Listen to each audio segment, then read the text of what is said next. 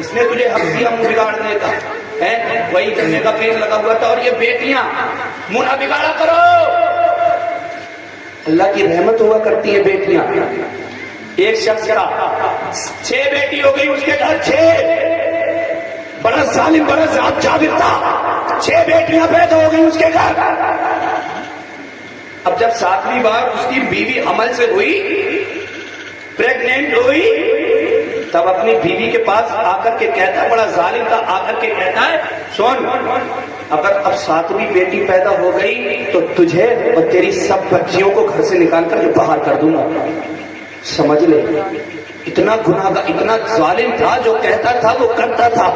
عورت تھی، کس کے سر جاتی، کس سے کہتی. اللہ اکبر. جیسے ہی اس کو دھمکی ملی نا، امید سے ہے اب بچھا دیا ہے مصلی رب کی بارگاہ میں، عشاء کی نماز پڑھی ہے اور سجدے میں سر کو رکھ دیا ہے، اور مولا سے عرض کرتی ہے میرے قریب تو نے مجھے 1 بیٹی دی ہے، میں نے خوشی خوشی قبول کر لی. تو نے مجھے 2 بیٹیوں سے نوازا، میں نے کوئی شکوہ نہیں کیا. تو نے مجھے 3 بیٹیاں دی، میں نے کچھ نہیں کہا. تو نے مجھے 4 بیٹی دی، میں نے کچھ نہ بولا. مولا تو نے 5 دی 6 دی، میں نے کوئی زبان شکوہ نہیں کھولی ہے. اے میرے قریب اب اگر 7ویں بیٹی ہو گئی تو ان بیٹیوں کے باپ نے کہہ دیا ہے ان کو بھی نکال دے گا، مجھ کو بھی نکال دے گا. اے میرے مولا یہ بیٹی پیدا کرنا کوئی میرے بس میں تو نہیں ہے، میرے قریب یہ تو تیرا کام ہے. تو جسے چاہتا ہے بیٹی دیتا ہے، جسے چاہتا ہے بیٹے دیتا ہے، جسے چاہتا ہے دونوں دیتا ہے، اور جسے چاہتا ہے کچھ بھی نہیں دیتا ہے. مولا یہ تو تیرے اختیار میں ہے. اے میرے قریب یا تو پھر مجھے 7واں بیٹا دے دینا، میری بیٹیوں کی عزت کا سوال ہے، یا میرے مولا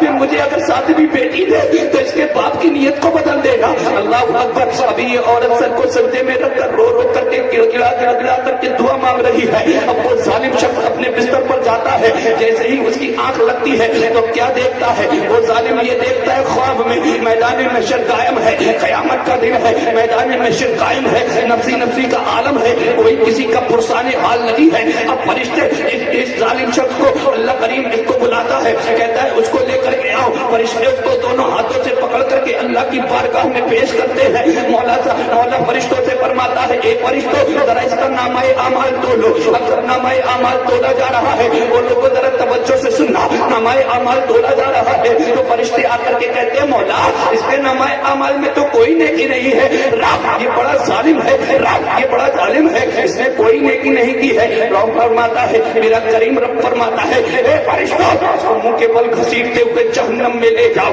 اللہ اکبر. فرشتے گھسیٹتے ہوئے جہنم میں لے جاتے ہیں، اور جیسے ہی جہنم کے پہلے دروازے پر پہنچتے ہیں اس شخص کیا دیکھتا ہے؟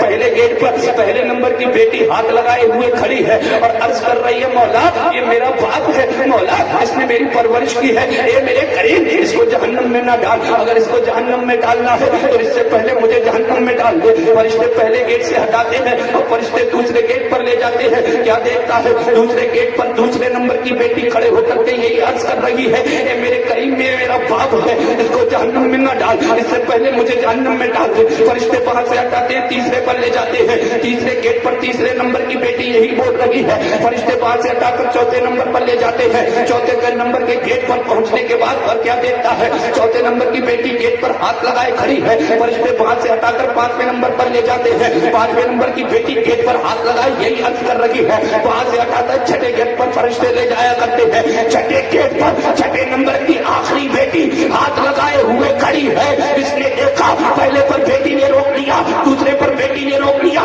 تیسرے چوتھے 5ویں پر بھی روک لیا، اب 6ٹھے پر سب سے لاسٹ والی بیٹی نے روک لیا. اب فرشتے وہاں سے ہٹاتے ہیں اور 7ویں گیٹ پر لے جاتے ہیں. 7ویں نمبر کے گیٹ پر جیسے ہی پہنچتے ہیں تو یہ کیا دیکھتا ہے کہ 7ویں نمبر کا گیٹ بیٹی سے خالی ہے، وہاں کوئی بیٹی نہیں ہے. یہ جہنم کی آنکھ کو دیکھتا ہے، گھبرا کر اٹھ جاتا ہے اور جیسے کہ اٹھتا ہے پسینے میں سرابور ہوتا ہے.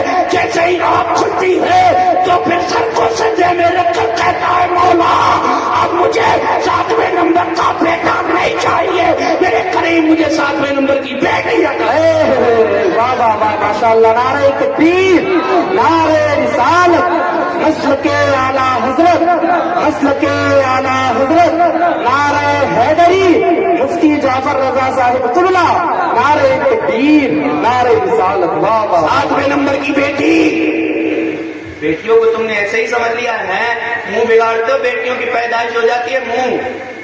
आप क्या सोचते हैं आप खिलाते हैं इनको? अरे यार, खाना खिलाने का जिम्मा अल्लाह ने ले रखा है। अल्लाह तुम्हें खिला रहा है तो अल्लाह उन्हें भी खिलाएगा। बेटियों की पैदाइश होती है घरों में तो मुंह चढ़ने लगता है, और बेटों की पैदाइश होती है बड़ा 1-1 किलो के मीठे के डब्बे बांटते हो। बेटियों की पैदाइश पर जलेबी भी नसीब नहीं होती। क्यों करते हो ऐसा? खुदारा इंसाफ से काम लो। बेटियां अल्लाह की रहमत हुआ करती हैं, जहन्नम की जन्नत की जमानत हुआ करती हैं, जहन्नम से निजात दिलाने वाली हैं ये बेटियां।